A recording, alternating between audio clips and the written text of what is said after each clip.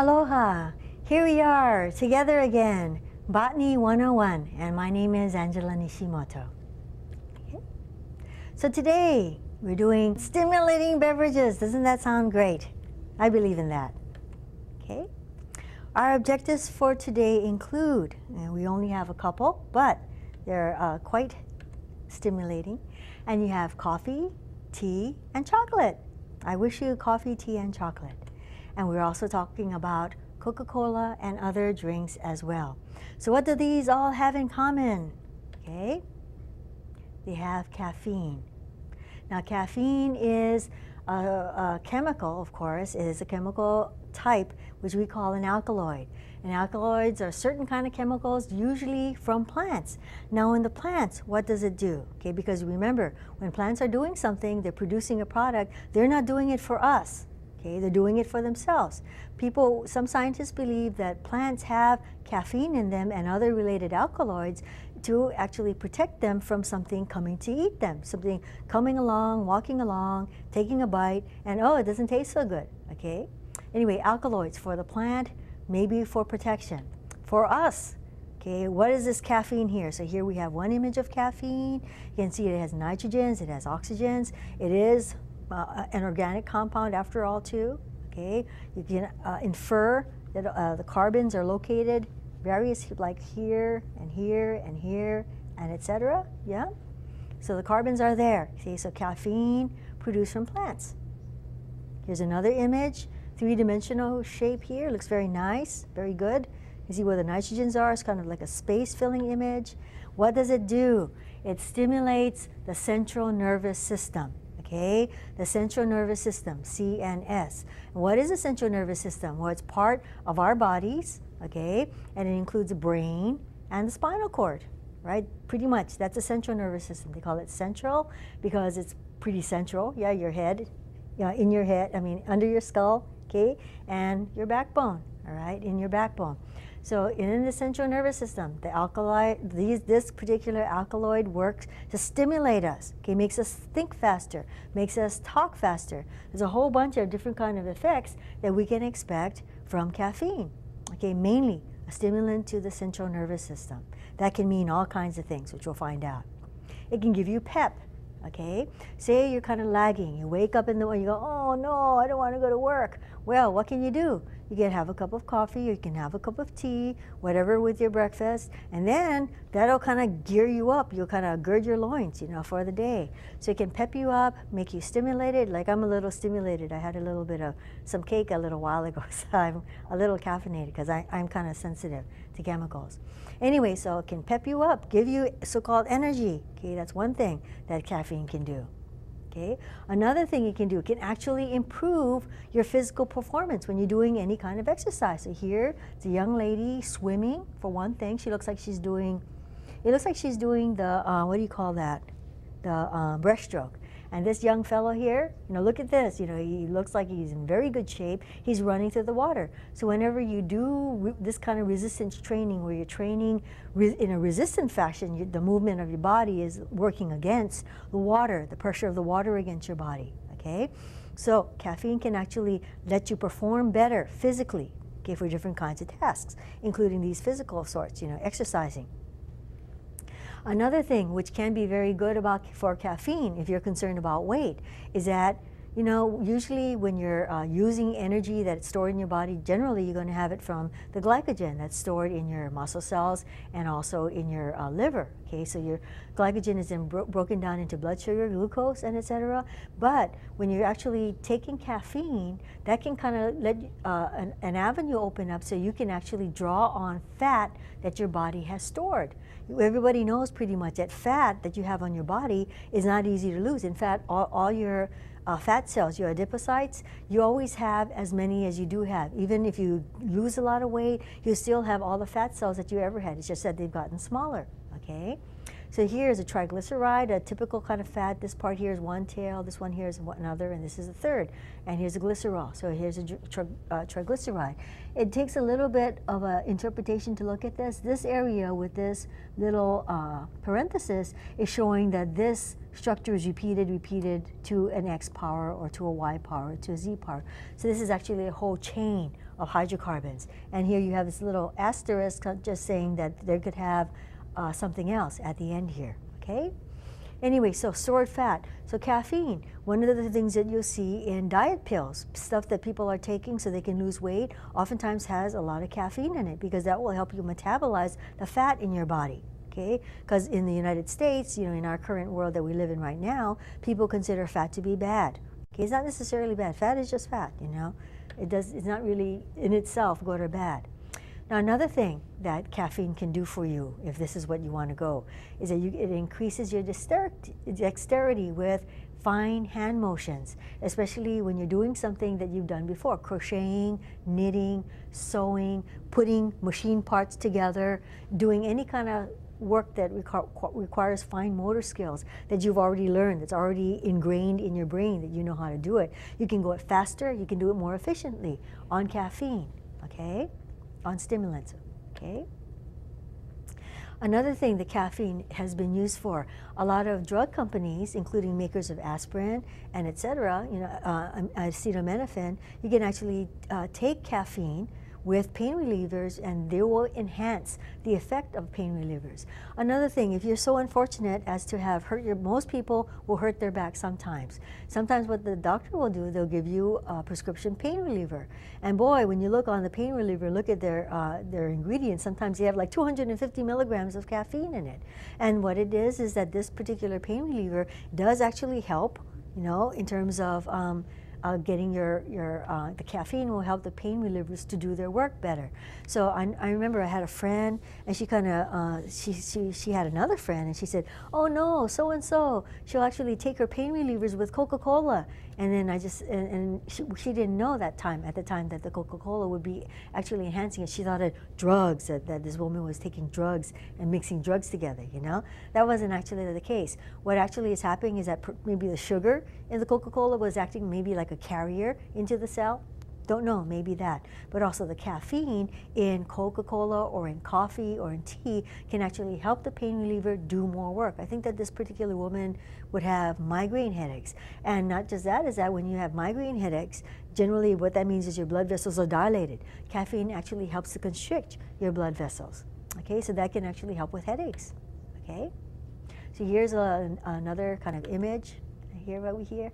And then we also find that caffeine also acts as an antioxidant. This is great. Remember, one of the things that causes cell aging and cell death is oxidation, the breakdown of a chemical or some kind of substance by oxygen. So oxygen, remember, a product of photosynthesis. Remember, it's one of the main products of photosynthesis, a byproduct of photosynthesis.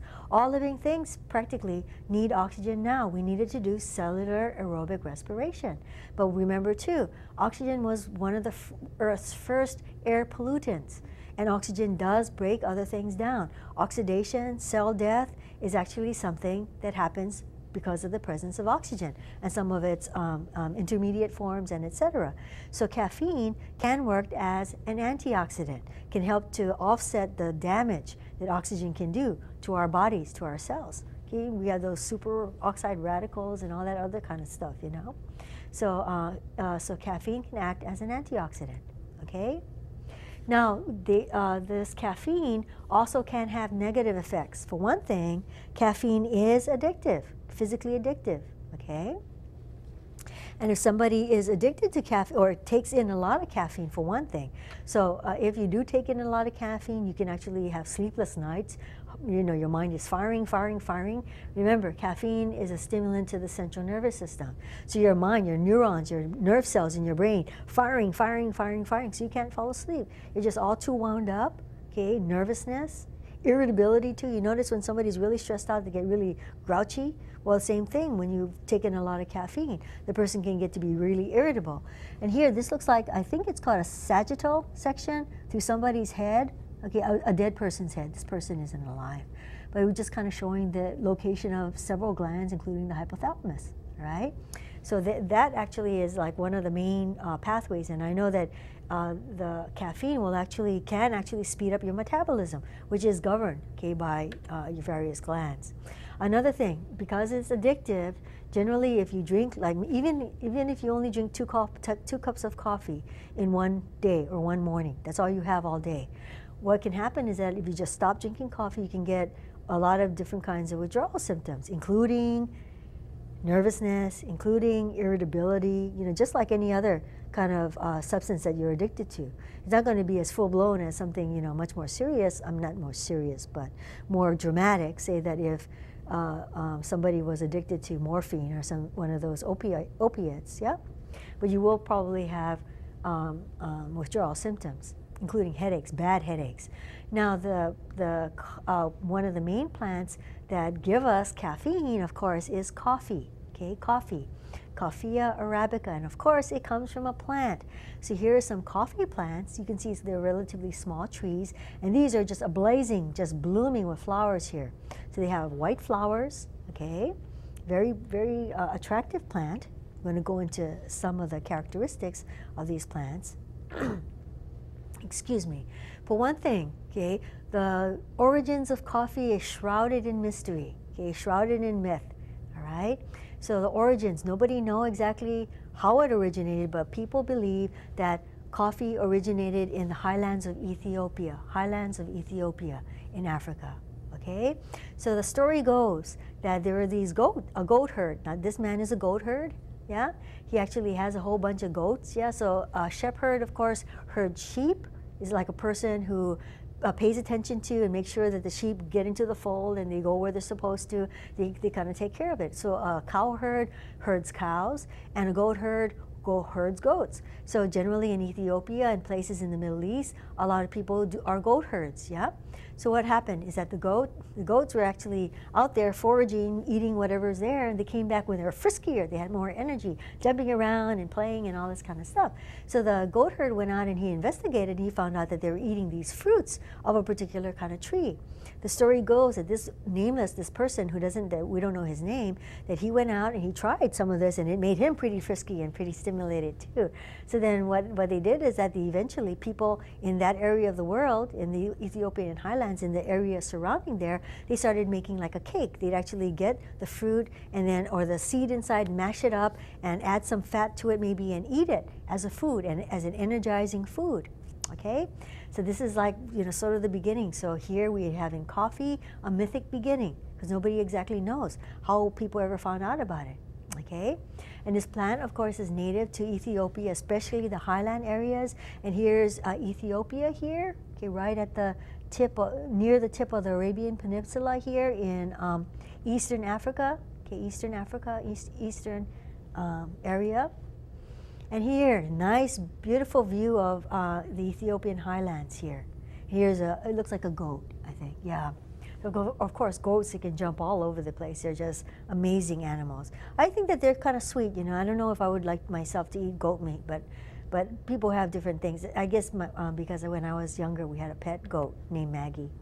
Okay, so what happened was people ate it, and then about the 1200s in Yemen, which is located here, yeah, at the tip of the Arabian Peninsula, people started roasting the seeds and then grinding it to make a beverage. Okay, so the first use of coffee in a style that we know it happened around the 1200s. Think about this. This was what, 900 years ago. Yeah, 900, 800 years ago, something like that, right? Kind of a long time ago. Okay, so people roasted the seeds. So these are the seeds.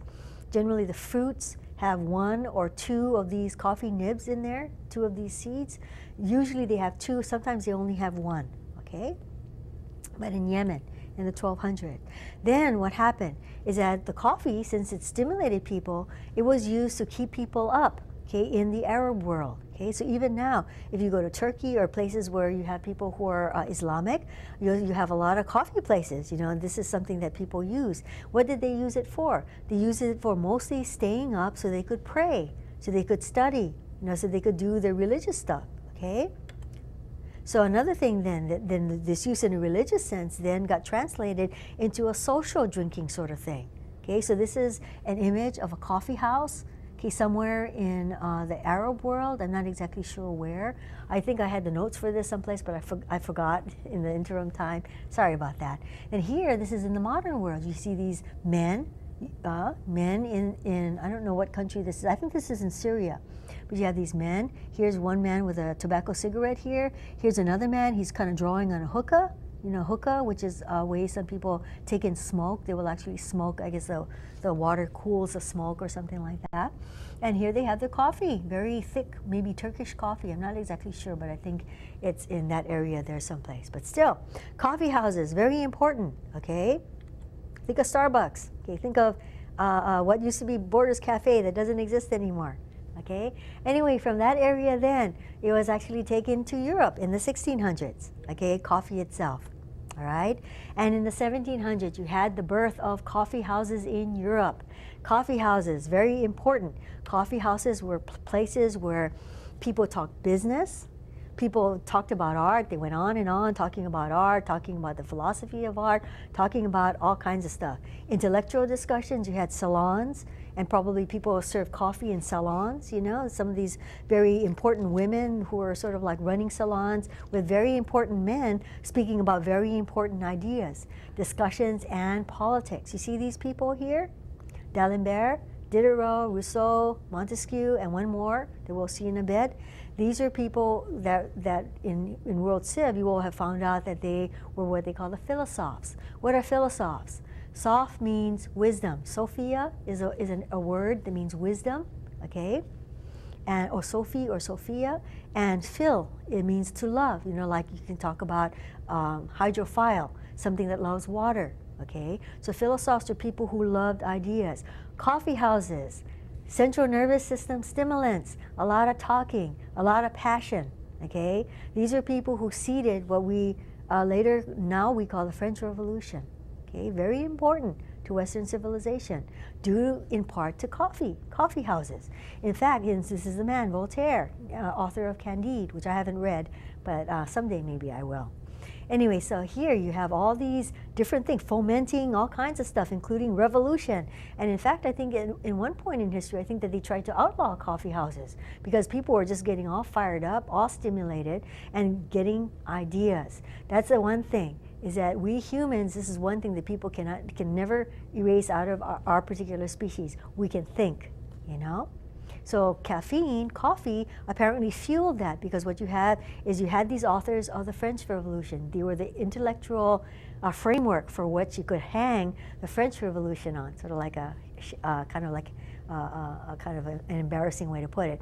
But at the same time, the French Revolution fueled also the American Revolution. They fueled each other. I just a while ago found out, somebody was kind enough to inform me that generally the American Revolution happened first. But this is something that they're talking about in Europe. French and Americans, they fed off of each other in terms of ideas, exchange ideas. Benjamin Franklin actually was greatly beloved and esteemed by the French. Okay, a lot of Americans, the founding fathers of the time, didn't really look down on Franklin necessarily, but they raised their eyebrows at him sort of because he was a tradesman. He was not a gentleman, not like a gentleman planter, as they might call it. Okay, but he was a very brilliant fellow, you know. Anyway, so the French Revolution, the American Revolution sort of inspired each other. Okay, because at the time people were talking about the common man. Rousseau, whose image that we saw just a little while ago, he was a philosopher, and he had that idea of what was it called, the noble savage. You know, people were going back, hearkening back. So this is sort of like the beginnings of the Romanticism in a way, yeah? Because what you had is people looking to the common man, everyday people, as being more interesting. In the past, it'd be focus on the aristocrats, focus on people who are highborn, the kings and the queens, divine right of descent, things like that. But then here you had more secular thoughts, that maybe all humans have a right to live and have a right to certain inalienable rights, like it says in our Constitution. Life, liberty, and the pursuit of happiness. This stuff isn't unimportant. It is extremely important. This is one of the reasons why we get to say what we want to say anytime we want to, pretty much. Okay, you can say almost anything you like because we have that freedom. That hasn't been true for most people in the world during most of human history, okay, or prehistory. Okay, anyway, then you had the coffee spreading to North America, furthermore, into the 1600s, okay? And then from the 1600s, okay, you had a resurgence later on. It sort of died down a little bit between the 1600s and the 1960s, but still there were coffee shops because we'll talk about something a little later. Coffee sort of became the drink of choice for Americans. So in the 1960s, what happened in the 1950s and the 1960s? I think of beatniks, right? The people with the berets and wearing all black and snapping their fingers and things like that. You had the beatniks, and then later you had people, students and stuff going into coffee shops and also at that point talking about revolution, even though that's something that didn't really happen, but still it impacted the world. So coffee has had an impact in world history, okay? Amazing. A humble being, can do that. It's what we call a bean. Now we're going to go into the plant, okay?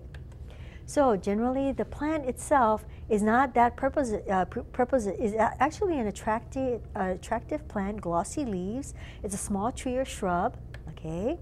Another thing about it is the leaves are simple. That means that the leaf is all in one piece. Remember simple leaves and compound leaves, right?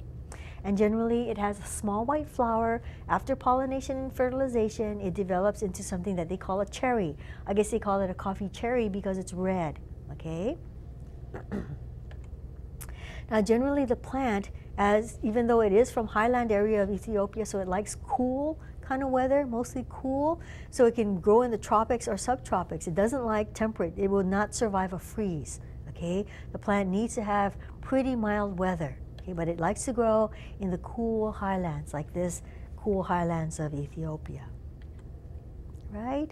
And another thing is that generally coffee oftentimes needs to be protected.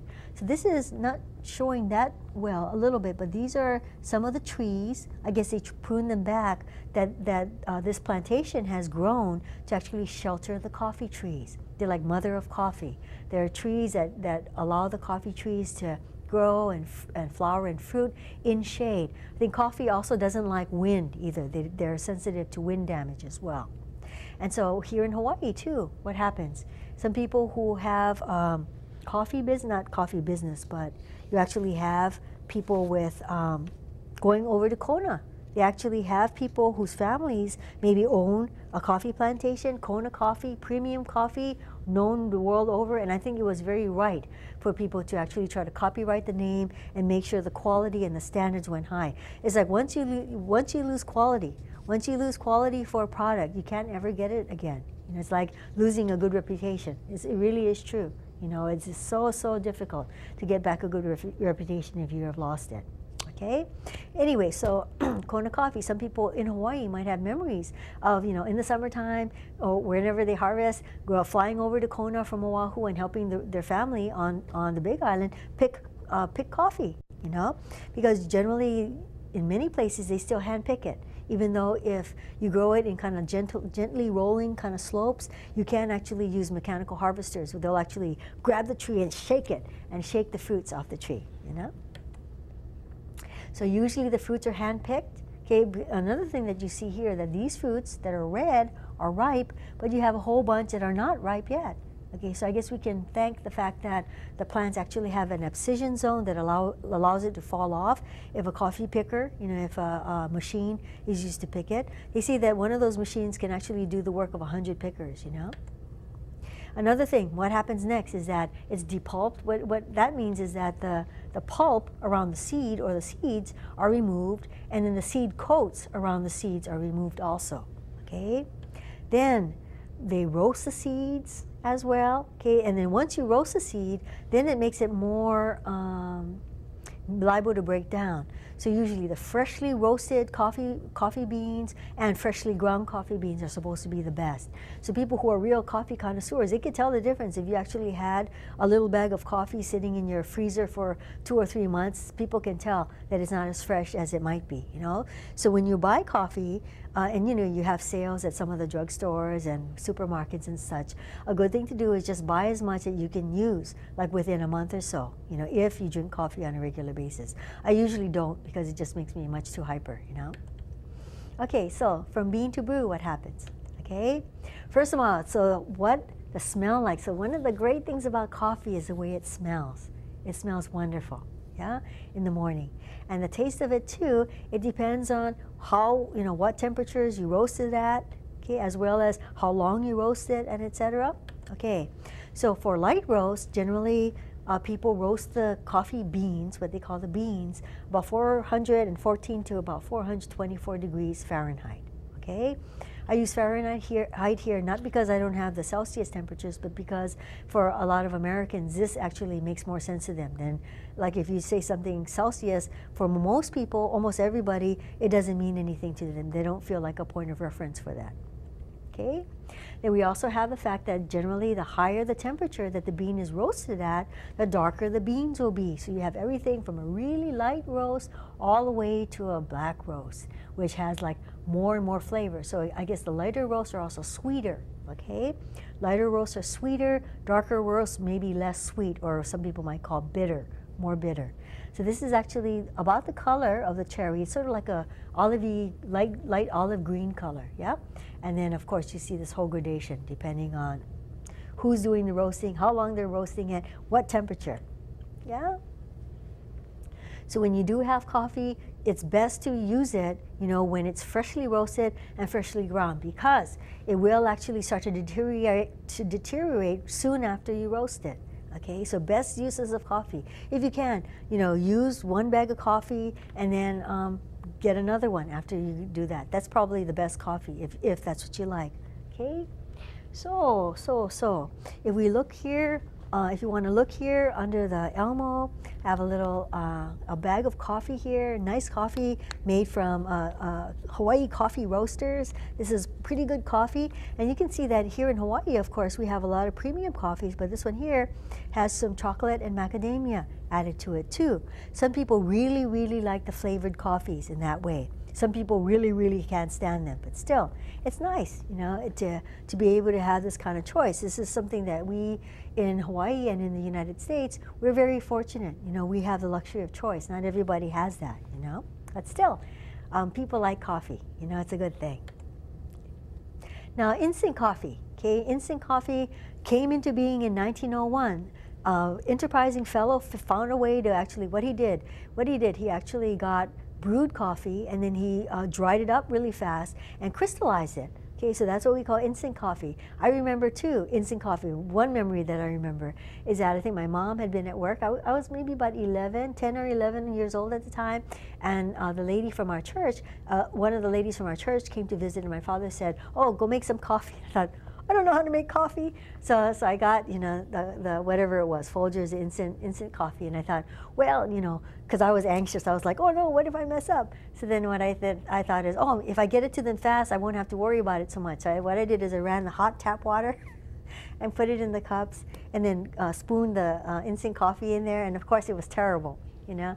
So anyway, that's what I remember when I think of instant coffee. That was the first time I ever made coffee at, what, 10 or 11 years old, something like that. Anyway, that's just a little side thing.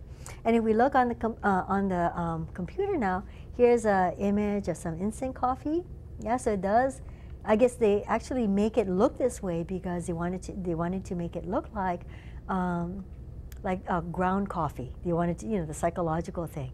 So one of the big things you do is when you're introducing some kind of product on the market, you have to actually get somebody to want to buy it. And sometimes you can get them to buy it if you can associate what you're selling with something else or the same thing but better. You know what I mean? If you can get a good association in the mind of your consumer, then they're more likely to buy it. And here's a little cup of, I think this is instant coffee here. A lady looking very happy and relaxed there, maybe a coffee drinker. Now we have what your text calls variations on a bean, and I like that, so I kept that. That's really, really good. First of all, a lot of times if you go to coffee shops, you know, coffee shops designated as such, and there are a bunch of them in Hawaii, yeah, this is like something that has actually happened for maybe the last 10 years or more, you know. So here you have something called espresso. Espresso coffee, pretty much what espresso. So what it is you have tightly packed coffee grounds, you know, ground coffee beans, tightly packed into it, and then they force steam and hot water through it. So what you'll have is like a thick rich coffee, very strong taste, is very concentrated. So it's almost what I imagine Turkish coffee to be, because I think people in Arab countries still drink their coffee in very small cups and very, very, very strong, lots of sugar inside. So it sounds really delicious, but boy, I think that could probably keep you up 2 nights or something too. Anyway, so you have espresso, okay, very strong taste, concentrated. This is one of those kind of coffee drinks that you could get at a specialty coffee shop, okay? You also have something called a latte, all right? So pretty much a latte is espresso with steamed milk added to it, okay? It's pretty good, but like this too, this is another thing that can cost you $4. And if you want to tip the person, that's $5 gone already, but still. I think it's a nice treat, and it's okay, people, to spend money on that, but not for me. I don't think so. Mochas are very similar to latte. They're like they have espresso, steamed milk, and chocolate syrup. Okay, so mocha is pretty much like a coffee drink that has chocolate in it. Okay, and then we also have something called a cappuccino. Cappuccino is like espresso, except that it has like a head of foam milk on it that people like to kind of take off the head when we're drinking their cappuccinos. So these are all variations on coffee, and it's something that people really like. So the thing that's good, and in my opinion, it's kind of good to treat yourself to something nice like this on a very special occasion, maybe. You know, like if you just graduated from college or something, and your best friend wants to take you to a coffee shop, then you can order one of those premium drinks like that. I think that's really good, but then it can get to be really expensive if you get into the habit of ordering a latte every morning. $5 a day just on coffee, you know. That's just my own moral, ethical judgment. So everybody can do whatever they want with their money. It doesn't matter to me, but still, it is expensive. It can be expensive. Now the next group of plants we're going to be looking at, okay, are the tea plants, okay, Camellia sinensis. So this is in the Camellia group, yeah, it's actually in the Theaceae, yeah, and this is actually the plant. Here it is, and usually when they're growing this plant, they keep it rather short, okay, they keep it rather small, because what they'll do is they need to pick the tea leaves from it, okay, TEA leaves, okay.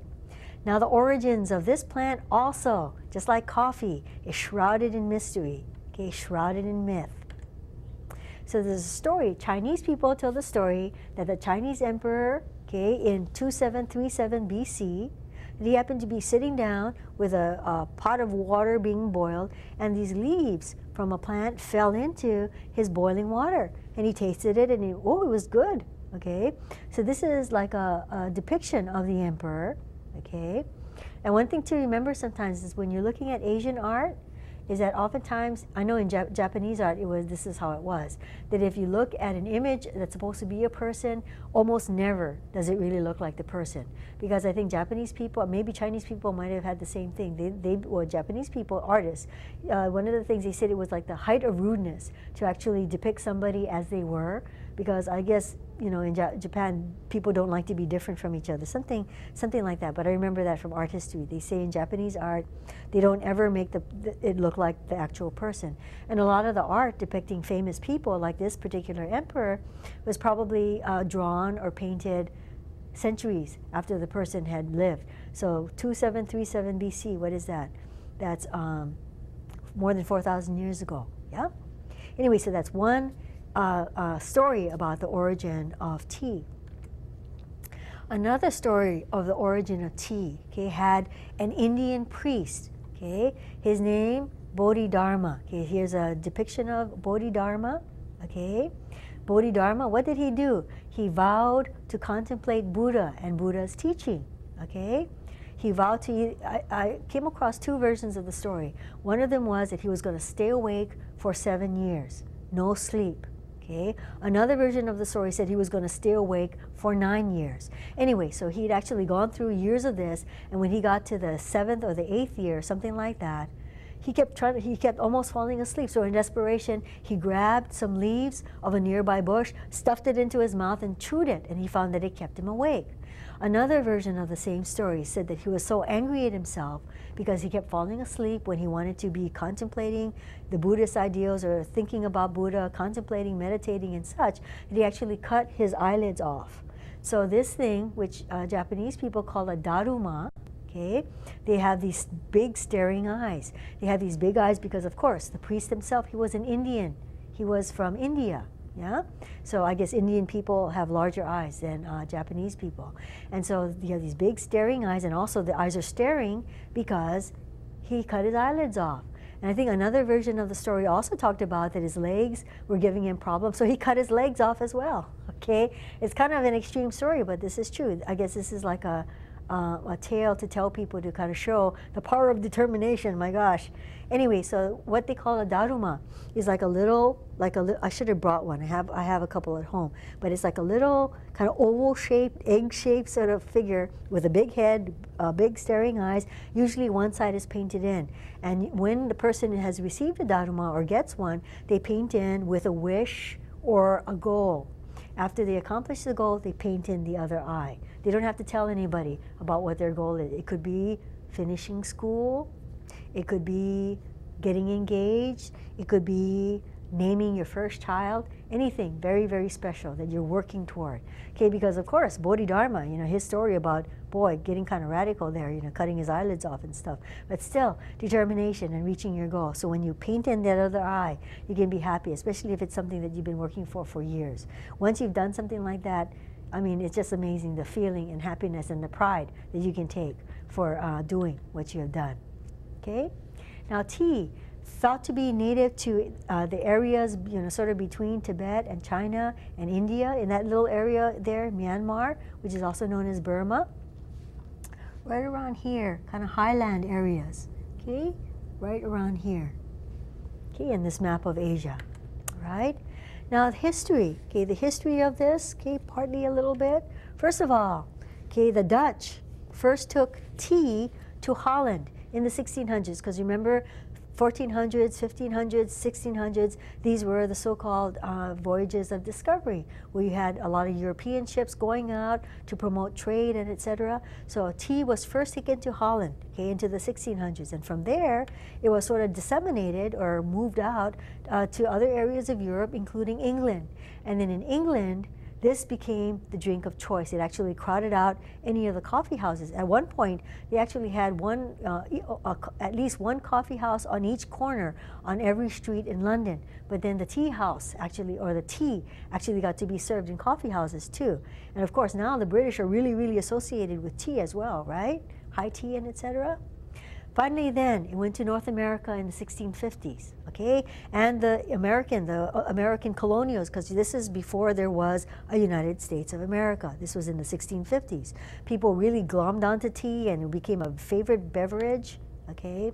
What happened though was the colonists, or the colonials, as some people might call them, they preferred the smuggled tea, tea that was smuggled in. So this is just a kind of dramatic painting of smugglers, okay? Because you had different kinds of pirates and all kinds of people in the Americas at the time, a lot of adventurers and such, yeah? So the colonials, the colonists, preferred the smuggled tea. It was cheaper. It was cheaper. It wasn't as expensive as the ones that the English East India Company brought in, okay? So of course they would prefer the cheaper one that they didn't have to pay for so much. And these coffee shops or other places where people were talking business, getting together, social occasions and all that sort of thing. Okay, so what happened next is that the East India Company complained about this. They were saying, hey, we have all this surplus tea and the colonials are buying this illegal tea. So what did they do? The English they actually passed something called the Tea Act of 1773. Okay, what happened after that? What was a response in the colonies to the Tea Act? Yeah? Think about that. Okay, you had a bunch of colonials, a bunch of these people, these men, what they did, they dressed up as Native Americans, Pawnee Indians, I think they called them at the time, and they dumped a lot of the tea that they were trying to bring in into Boston Harbor. This is what they call the Boston Tea Party, remember? From history, you guys would remember that. In fact, I'm kind of embarrassed to be telling you that because you folks should know that. This is like part of the education of every American child, Here's another depiction of it too, very important thing. And remember, you had the revolution going on in France too, or the beginnings of the revolution, you know, the French Revolution going on. So the Boston Tea Party, the various responses of this colonial, where they were angry because they were thinking, we're being taxed. They're being taxed on something when they had no representation. That was a big hue and cry. That was a big battle cry in terms of the Revolutionary War, is that these colonials, these who were citizens of England, were being taxed, but they didn't have any kind of representation in the houses of the Lords or the Houses of the Commons, you know, the parliamentary system that they had there in England. Right? So that was a hue and cry, the battle cry, taxation without representation. It was unfair, and they did something about it, you know? Okay? Furthermore, more history about that. Okay, so so coffee then, de facto, became the drink of choice in the colonies, or in America eventually. Now in 1904, okay, they had the St. Louis, you know, they had one of those big expos in St. Louis, and then what happened was they had a heat wave. So this man, Richard Bleckeden, this looks like a Welsh name to me, Bleckeden. Anyway, so this fellow, Richard Bleckeden, he was trying to serve a new kind of tea, hot tea. Nobody was buying it because it was just too hot in St. Louis. So what he did is he put ice and he added lemon, and then it was a big hit. Okay, so now iced tea is sort of like the summer drink of the United States. Probably people drink more iced tea than they do even lemonade, you know? So iced tea, first thought about and first promoted by this fellow, Richard Bleckeden. I tried to find an image of him, but I couldn't.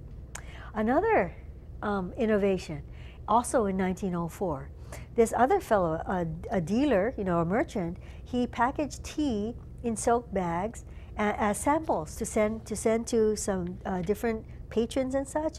But the tea bag itself, people didn't want just the tea, they wanted the whole thing.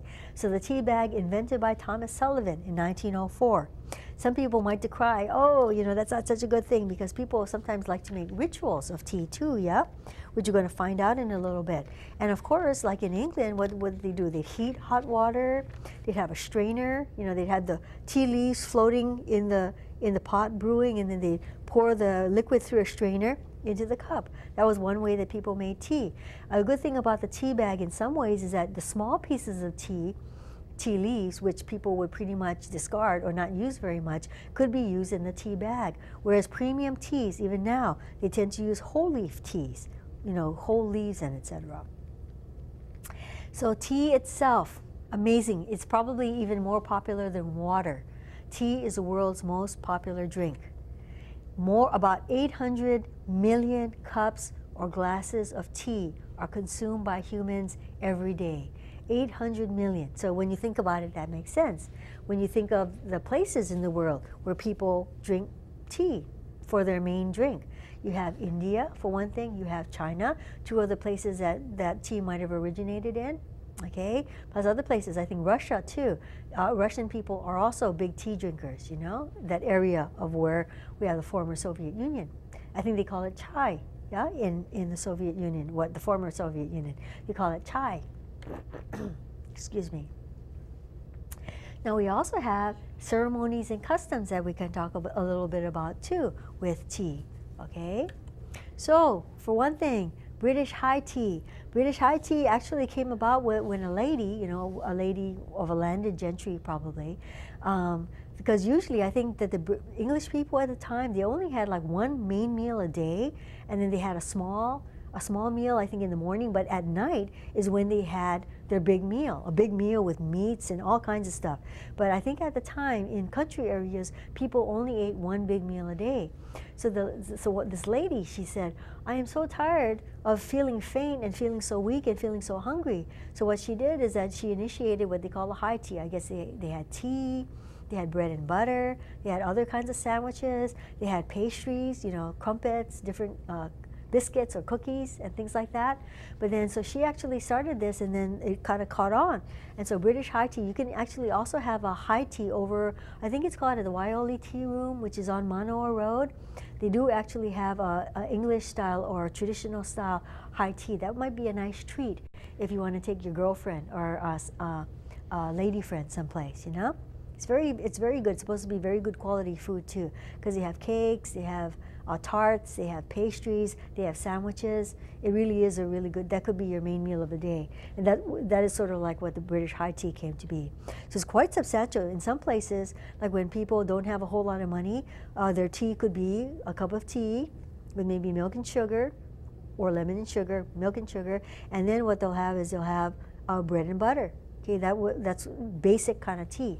But the more fancy it gets, of course, the more food you eat, you know?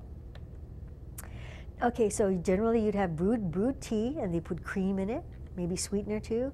And we also have Russian teas. Okay, and Russian people would boil their tea in a contraption known as a samovar. Okay, I think you might remember this. I guess sometimes when you see historical romances and historical dramas like on Masterpiece Theater, you might, one of the good things about watching some of those shows set in different times is you can kind of get an idea how people used to live, you know, just the everyday furnishings, the everyday utensils, things that they use, the way they lived, okay, even 100, 200 years ago. So Russians tend to serve their tea in glasses, okay, not in teacups necessarily, but tall glasses, and generally they'll stir in lemon, or they'd stir in a spoonful of jam, okay, in the hot tea that they drink in these glasses, okay. So in Russia, I guess they call tea, they call it chai, okay, C-H-A-I. All right, and then in Japan, they have Japanese tea ceremony, and in Japan they call it cha. Okay, I think people call it ocha. Usually in Japanese, if you put o before a word, it's like an honorific. You're actually giving honor to it. So sometimes when they're eating rice, they'll say o gohan, no gohan, I think, something like that. So I think it's sort of like o something. So when you say ocha, it's sort of saying like cha, you know, something that you honor in a way, something like that. Anyway, so the Japanese tea ceremony has to do with tea, which is powdered, whipped into a froth, and served in lacquerware, okay? And there's a nice picture showing this lady here, you know, sort of like part of the ceremony. It looks like she's heating up a metal pot. But an interesting thing is, yeah, so it's a whole thing. It's like a whole cult. And I think that the tea ceremony is sort of like an aspect of Zen Buddhism, which in China they call Chan Buddhism.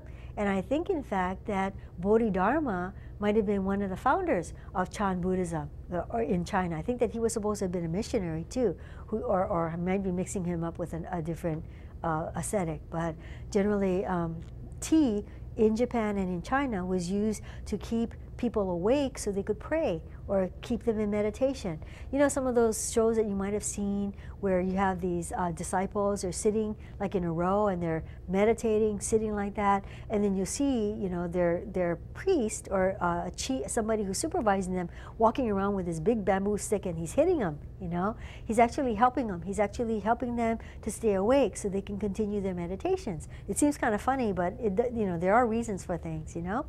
So the tea ceremony actually came about as an offshoot, as a descendant of Zen Buddhism. And Zen is very hard to define. It's a very, very difficult kind of discipline to try to follow. But in it, they try to, they sort of feel like concentrating onto a particular kind of point, doing one or a few things perfectly, and with as much grace and as much beauty as you can. Okay, so a lot of the Japanese arts really came about in reference to Zen Buddhism. But Zen Buddhism is really not easy to actually do, really. You know, it's not easy. Okay, then furthermore, we also have people in India also have the traditional drinks too called chai. So what is chai? Okay, chai, you know, similar to the chai of the Russians, not really similar because people do drink their tea different ways. So here you have a young man, a young fellow. Okay, he actually has boiled tea, okay, tea leaves, along with milk and along with spices and sugar probably, or some kind of sweetener, and then he's straining it, okay? So what is chai? Pretty much it's black tea. We're going to go into what black tea is in a little bit. And it's water, milk, and spices. Oh, and it's so good. This is another premium kind of drink that you can get at a fancy coffee shop. Expensive too, but it is so delicious, yeah? Some of the different kind of spices, among which that could be in there. You have cinnamon, and this is real cinnamon, because real cinnamon is made from the inner bark of the cinnamon tree. Cinnamomum, you know? What is it? Yes. And here you have cloves. Okay, cloves are actually the flower buds of a clove tree, cardamom seeds, black pepper, all right? We also, people can also put orange peel or ginger or nutmeg, okay? Star anise, okay? Or bay leaves and vanilla. Any combination of all this stuff and maybe even more stuff as well. It really is delicious. No matter where you get chai, it's always good, you know? Now the plant, the tea plant itself, okay? It tends to be a relatively small tree. If you let it grow, as far as it'll grow maybe up to maybe 35 feet tall, okay? But generally people keep it shrubbed if they're using it to actually pick tea leaves from, okay? So generally when the plant is under cultivation, people prune it and pick at it to ensure the fact that it's going to make a shrub. What is a shrub? A shrub is a woody plant that has a lot of branches in it, yeah? It's like a hedge. So the more different branches are coming off, the more tea leaves you can pick, okay? And generally native to the tropics and the subtropics, and like coffee, okay? The best tea is from high elevation areas. High elevation areas where it's cool and it's moist, okay? So just like coffee, both of them are like this. Coffee and tea are like this. The plants like this kind of environment. So here you see a partial of a tea plantation. So you can see all these tea shrubs, all, you know, in a terraced in a way. Here you see the people picking tea because tea leaves have to be picked by hand, okay? Because what the people do is they only take the top bud and the first two leaves of the thing. They'll pinch it off and they're picking this, so you have to hand pick tea, okay? So when you go to a fancy tea store, like there's one over in the Ala Moana Center, very expensive, but still very good teas. But part of what you're paying for, of course, when you go to a store like that, you're paying for the store itself, the location, the prestige of buying very expensive gift item like that, and also you're paying for the fact that you have people going out there picking things by hand. The more somebody has to handle it, the longer somebody has to hold on to something, the more expensive it is, okay? So generally when people are picking tea, they take only the bud at the tip and the top couple of leaves. Those are the only parts that they use for teas, okay, or at least good teas anyway. So there are different types of teas, even though they all come from the same type of plant. They all come from Camellia sinensis, okay? And first of all, you have green teas, and here's some green, you have some green leaves here. They're actually drying it, they're heating it and drying it.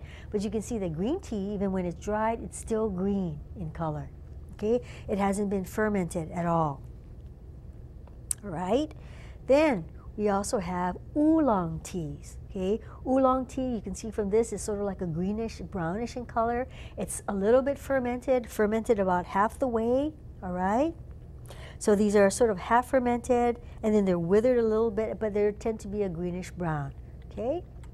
Then we also have black tea. So here I couldn't actually get an image of black tea, but of course it has been fermented all the way and oxidized until the leaves themselves are very dark brown or black color, and it makes for a nice dark tea. Most of the tea that we drink in the United States is black tea, okay? And then nowadays, fairly recently, we have something on the market called white teas. White teas are the leaves that have hairs on them, leaves of the tea plant that have these downy hairs on them. That's why they call them white. When you actually brew this white tea, it's supposed to be very subtle. It's supposed to be very delicious. Okay, so the leaves are like this kind of yellow color. And when you actually make the beverage itself, okay, it's like an amber golden color. Okay, so this is white tea. So this is like a new thing. Whenever you have these premium gift items that people like to sell, people like to treat themselves with, they always like novelty, new stuff to introduce into the market to broaden their market share. That's sort of what business has to do. They have to make money. You know, that's just what they do. Okay, very delicious. I myself am a tea drinker. I like tea. I like any kind of caffeinated stuff, but coffee for me is too strong. Now, health effects. Now, tea is something that also has beneficial effects. Remember when we talked about coffee? Coffee is an antioxidant, okay? And it can also help you lose weight if that's what you want to do, okay? But generally, people who drink a lot of green tea, they tend to have a low rate of cancer, okay? That isn't in and of itself. So here you have excuse me, you have a normal cell dividing into two normal cells through mitosis. You have this normal cell dividing into two cells, one of which is abnormal, okay, or cancerous. But remember this, that whenever you have, if anything has a cell that's cancerous, generally the cell has to go through 3, 4, 5 mutations at least before a normal cell becomes a cancer cell. So cancer is not typical of people, okay, so you don't ever have to get cancer, okay. But one of the unusual things, one of the things that makes cancer cells so virulent, as a word, is that they can divide forever. They can continue dividing. Remember I told you that there was a lady, excuse me, there was a lady who died maybe in the 1950s, yeah? And her cells are still alive. They have her cells in culture, okay, someplace, all right?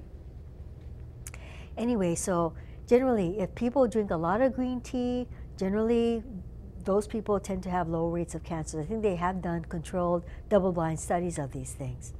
So this breast cancer, prostate cancer rates tend to be reduced by maybe drinking green tea. This is supposed to be a x-ray, I think it is, or mammogram of a normal breast. And here's one that is supposed to be cancerous. I'm not a radiologist, so I won't hazard a guess as to what makes this one normal and this one cancerous. But still, you know, it's kind of scary, you know. I think no woman, I mean, this is something that really terrifies people, women, you know, of course. Okay, but even if somebody does have cancer, doesn't mean that they're going to have to die from it. All right. Now green tea. So here's another image of green tea. You can see it does still retain its green color in there. Okay, so green tea is good to drink. Okay. Maybe due to the chlorophyll as well as polyphenol. So they're thinking, what is the mechanism that allows green tea to kind of head off cancer that way? Some people think that maybe the substances called polyphenols, okay, it's a phenolic, what it does, it'll actually interfere with a particular enzyme that is needed for a cancer to grow, for an abnormal cell to keep dividing. Because remember, every kind of chemical reaction that happens inside of the cell is mediated or facilitated by an enzyme. Okay, so the polyphenols that are in green tea perhaps interfere with an enzyme that could be a cancer promoter. Okay. Excuse me, I'm getting over a cold. Now also, there's another thing. There's something called theophylline, pretty much caffeine of any kind. Okay, a small percentage of the caffeine will become this substance called theophylline in the human body. But in tea, unlike in coffee, theophylline is actually present. And here's like a little model. You can see it does look a little bit like the caffeine molecule too. Yeah. And what it is, it's a bronchodilator. Okay. So somebody's having asthma problems. Maybe they don't have their what do you call that? I forgot what you call that thing. You know, that helps you breathe. Inhaler. Yep. Thank you. Yeah. So so if you don't have your inhaler, go drink a cup of coffee, drink a couple of cups of coffee, or tea. And this theophylline is a bronchodilator. It will actually allow your bronchial passages to not be so swollen. It'll help you to breathe, okay? So whenever you're having trouble breathing, sometimes theophylline can help. So tea has theophylline in it. So theophylline, if you remember, okay, is actually something that can help treat asthma, okay, in a gentle way. Now the next group we're going to talk about, a subject dear to many people's hearts, okay, especially women, all right? We have something called chocolate, okay? Theobroma cacao in the Sterculiaceae. So one of the things I want you to look at this word. What does this mean? Broma means food, like ambrosia, okay? Broma means food, and theo means God. Now theo, just like theology is a study of religion or a study of religious, subjects. Theobroma means food of the gods, and that's how it was thought of. Okay, Theobroma cacao. Now, where did this originate? Probably in Mesoamerica, in Central America. Furthermore, this is another third one that we're talking about today, whose origins are, mysterious. The story goes that the Aztecs god Quetzalcoatl, okay, this fellow here, he's also known as the plumed serpent. There was a novel, I believe, or a story called The Plumed Serpent by D.H. Lawrence.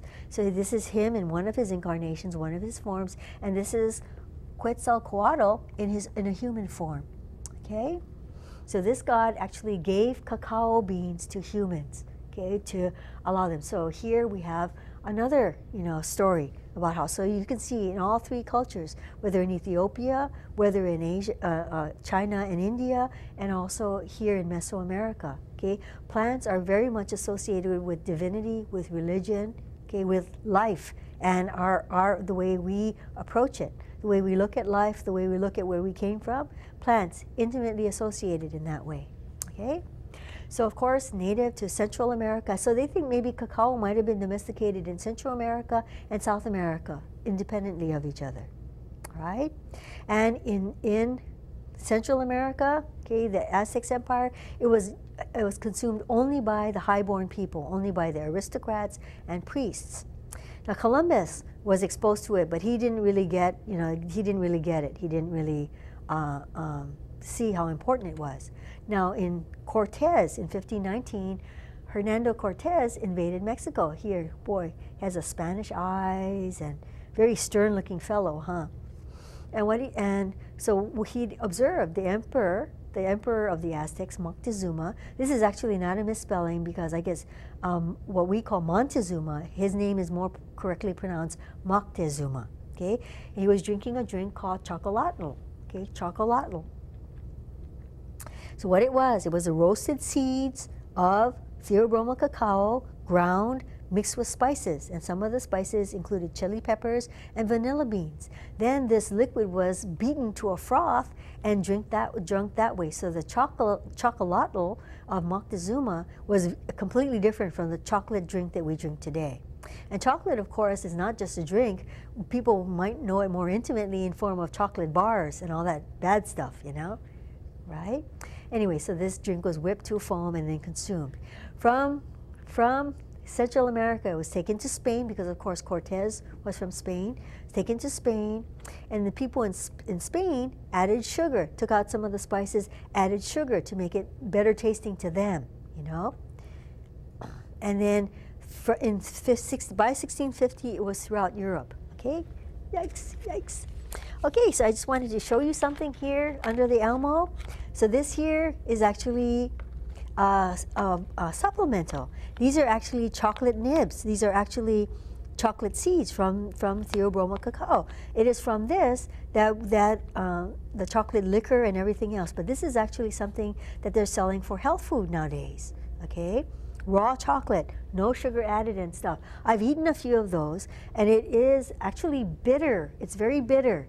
But you can taste a little bit of the chocolate taste, but it's not sweet.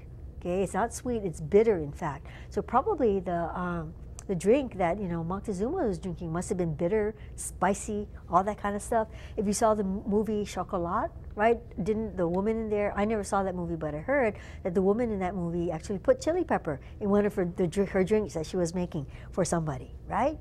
Anyway, so then it spread throughout Europe. Yeah. Then in the 1800s, this fellow named Conrad van Houten, okay, removed the cocoa butter because a lot of people in Europe, even though people did drink this chocolate drink, some people didn't like it very much because the whole thing is like 40% fat. They had that cocoa butter in there. So, in the 1800s, this man, Conrad van Houten, removed the cocoa butter, and so it wasn't as greasy and oily a beverage as it was before because chocolate in Europe never really supplanted coffee or tea because it was just not that pleasant to drink. But when he made a process to remove the cocoa butter, it made it more palatable. Then later, Fry & Sons, this is actually one of their early corporate logos. Okay, there were a lot of Quaker people associated with the development of chocolate. Okay. In 1847, Fry & Sons actually made, added cocoa butter back, into that, and then added sugar and made the chocolate bar. Okay, isn't that amazing? Yes, the ingenuity of humans on nutrition. Okay, it has a lot of calories, 500 calories per 100 grams. Okay, 50% carbohydrates, including sugars. Okay, then you have 32% fat. That's a lot of fat. 8% protein, right, in milk chocolate anyway. At the same time, eating chocolate for many people is very pleasurable because the thing about the mouth feel, they actually formulate it so that when you put it in your mouth, it actually does melt. You can actually hold a piece of chocolate in your mouth and then it'll just, you know, melt like that. And it's very pleasurable. They have those great commercials on TV a little bit, you know, they're sort of erotic in a way. Anyway, so it's very pleasurable. And another thing too is that the chocolate has cannabinoids in it. What is cannabinoids? What kind of plant do you think cannabinoids is named after? Yeah, think about that, okay? It also has flavonoids, okay, which are other antioxidants, right? Theobromine is another one. Here, another one with another molecule that has a little bit of the configuration of the caffeine molecule. Now the plant itself, it's a relatively small tree, okay? And this is a plant that actually does not really live in the wild anymore because it has been thoroughly domesticated. It's not relatively small tree, and like the coffee tree, like the tea, well, like the coffee tree, it needs to be protected. A lot of the different kind of chocolate varieties need to have like a nurse tree or something growing over them to protect them from too much sun and also from wind. They don't like a lot of wind. They can get damaged. They like it wet. They like warm temperatures, so the tropics and the subtropics are great. It has very small flowers, very small. This is probably about 1/4 of an inch wide, this flower. And then it grows to this huge fruit. I mean, the fruit is probably about 6 inches long, about this big, sort of football shaped. And it can be anywhere from like a pinkish color to like a brown. And the thing too is that the fruits don't fall off the tree. So a person has to actually come pick the fruit, break it open and plant the seed in order to do that. So it's a football-shaped fruit that has quite a few seeds in the pulp. You can eat the pulp as well. Did you know also that with a coffee cherry, you could also eat the pulp that's around the coffee seed as well? It's supposed to be edible. So the pulp is supposed to be really good. You can make a drink out of the pulp. You know, put a little bit of sugar, put some water, put the pulp, and mix it up in there. It's almost like that juice that you can make from soursop. It's tart, it's sweet, and if you have these little seeds floating in, you can crunch on the seeds to get that little bit of bitter chocolate kind of taste. You know. How do they process it? First, they ferment the seeds, they dry the seeds, and then they roast them. All right. And what actually forms the nibs are the cotyledons, okay? These are actually the ones that people use to get what they call the chocolate liquor from, okay? So what they'll do, they'll crush that and then they get this chocolate liquor. And then what they'll do usually is that they'll try to separate out most of the cocoa butter, and then you get a powdery cake sort of thing. Then when you add that with sugar, add in a little bit of the cocoa butter, add in vanilla, add in milk, then that's what we call chocolate in the United States. Okay, so this is actually a plant that started out as a drink, and we mostly consume it as a food until it gets to be wintertime and you're craving a cup of hot chocolate, you know, to kind of sit, and you can kind of sit in your living room talking story with your family or watching TV and have hot chocolate. That's really pleasant, you know. Okay, now another interesting thing too is that the cocoa butter is a major component of what we call white chocolate, okay? Now the white chocolate, you know, according to the FDA, according to your text, is not considered, it's not really legally chocolate because it doesn't have any chocolate liqueur in it. Okay, isn't that weird? Even though the cocoa butter comes from the cocoa plant, you know, and that is a major component of white chocolate. I myself, I think white chocolate is okay, but I don't know. Yeah, I'm a binge eater too, so it's like, yeah. So I try not to keep candy in the house and that kind of stuff. Sometimes if I really need to eat chocolate, maybe I'll go to the drugstore, I'll buy 3 bars and I'll just eat them one after another. That's just binge eating. Okay, anyway, but chocolate too, there's a sobering side to it too, and this is really true, okay? There's a high price to pay for chocolate because in the Ivory Coast, which is on the west part of Africa, there have been allegations, there have been news stories since I think 2001 that they're actually child slaves, not just child slaves, slaves, and some of them children that are kind of taken from their families and moved over there to the Ivory Coast. They're put to work under very bad conditions. And another thing too is that, so there, some people, including Mother Jones magazine, I think, and also the Utni Reader, a lot of those rather left-leaning publications, years ago they're saying that we should boycott chocolate, all chocolate, because a lot of the chocolate that comes into the United States does come from the Ivory Coast. And once, you know, what happens is that the brokers buy the chocolate, they can't tell where it comes from. okay, about 40% of the chocolate consumed in the United States is actually from the Ivory Coast. So whether you're going to buy Godiva chocolate or from the Honolulu, or won't mention that name. Anyway, so if you're buying it from a really swanky store, or you're buying candy bars like me, you know, at the drugstore, you can't tell where they came from. Okay, so some people call for a complete boycott of chocolate. I think I actually did that for almost a year. I didn't have any chocolate at all. Even people gave me chocolate and I didn't eat it, you know. But we'll see. Maybe I'll start doing that again. Really, the thing too, this is shocking. This is really shocking, but it's true. Did you know in the world, right now, in the world that we live in today, there are more slaves in the world now than there's ever been in human history? I knew a woman who's a social worker, and she goes to conferences and stuff like that. She said that. This is something that came up at a conference that she went to. Today, you know, in 2000 whatever, you know, we have more slaves in the world now than any other time in history. Okay, it's very shocking. Okay, so 40% of chocolate is from the Ivory Coast. Okay, then we're going to talk about Coca-Cola, okay, and others. So the cola tree, Cola nitida, okay, is a source of cola, all right? Circulaceae in the same family, okay, as chocolate. The seeds are fermented, dried, and crushed. Okay, was thought up in 1886 by John Stuyve Pemberton. His original recipe is locked up in a safe someplace. Coca-Cola, okay? Has carbonated water, caramel coloring, coca leaf extract, and cola seed extract. So of course, nowadays they don't use cocaine or the cocaine part of the coca leaf anymore, though they do use part of the coca leaf now. Also sugar, vanilla, cinnamon, lime juice. It's a proprietary recipe. Okay, sugar, vanilla, cinnamon, limes. All good.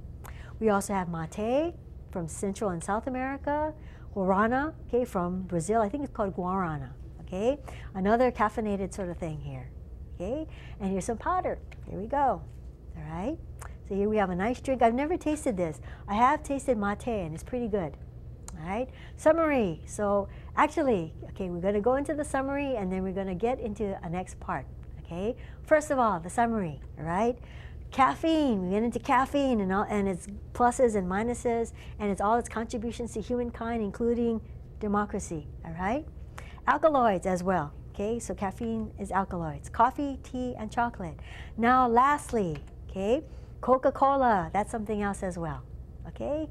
So next we're going to talk about something, okay? So this actually is going to be the last kind of in studio lecture. We do have, you know, some more coming up, but first of all, we have to ask you to do something for us, okay? What I'll do is I'll offer you an incentive. So if you do actually do this, and you send me an email telling me that you've done this, then I will give you your grade, okay, as soon as I can, all right, at the end of the class. Now we're going to go to the survey thing.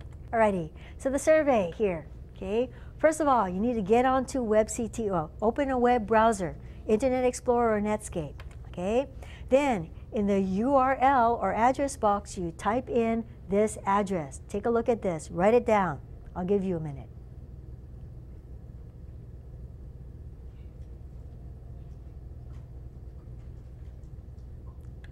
Okay? Then select the appropriate responses to the questions. Select the Submit My Survey button. Press the button to save your responses. And then you are finished. Okay? Okay, and then we're finished too. Okay, so hopefully you've enjoyed this. Hopefully even half as much as I have, because if you have enjoyed this even half as much as I have, you'll be happy. Okay, anyway, so we'll see you next time. Okay, aloha, take care, bye-bye.